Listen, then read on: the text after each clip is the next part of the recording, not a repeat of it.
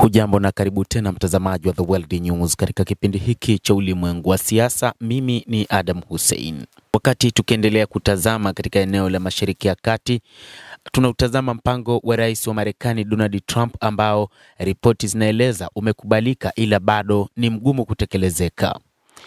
Serikali ya Qatar imesema pande zote husika zinazojihusisha na juhudi za kusitisha vita Gaza zimeukubali mpango uliopendekezwa na Rais Donald Trump wa Marekani, lakini wametahadharisha kuwa kuna baadhi ya changamoto ambazo hazijatatuliwa.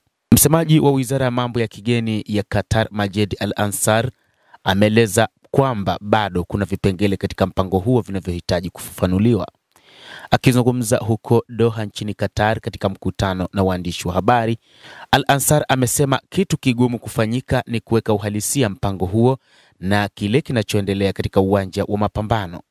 Majed Al-Ansar ameongeza kuwa nchi yake imejikita katika jukumu la upatanishi na kuhakikisha kuwa mpango huo hatimaye utafanikiwa kusitisha kikamilifu vita kati ya Israel na Hamas, huku akisema Israel inapaswa kutarajia kuwa katika hili lazima kutakuwepo masharti ambayo hayakubaliki na pande zote mbili. Kwa sasa tunashirikiana kwa karibu na Marekani kupitia wajumbe waliopo hapa Sharm el-Sheikh ili kufikia makubaliano ambayo yatahakikisha utekelezaji wa mpango huu hautakuwa wa muda mfupi. Lakini lengo sasa lazima tuangalie namna ya kugeuza mpango huu kuwa wa kivitendo na kufikia makubaliano madhubuti ambayo yanahakikisha hatua zinafanikisha bila vikwazo vinavyowezekana kutoa nafasi kwa Israel kuanza tena vita vyake katika ukanda wa Gaza, anasema Majed Al-Ansar, msemaji wa Wizara ya Mambo ya Nje ya Qatar.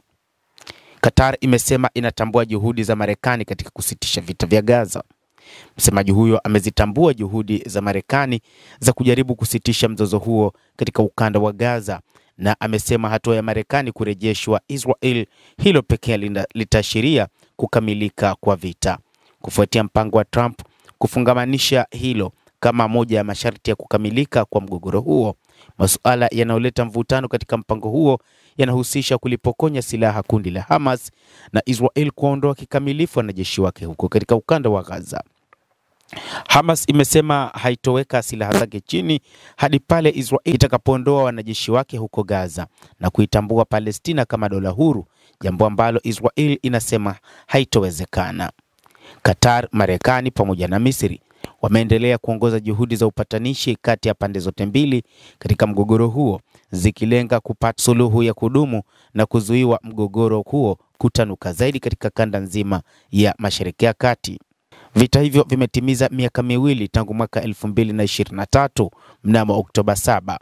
Siku ya jana ya Oktoba 7 ni miaka miwili kamili tangu wanamgambo wa Hamas waliposhambulia kusini mwa Israel na kusababisha mauaji ya Waisrael zaidi ya 1200 huku wengine wakichukuliwa mateka, tukio ambalo ndilo lililochochea hali iliyoko wakati huu katika eneo hilo.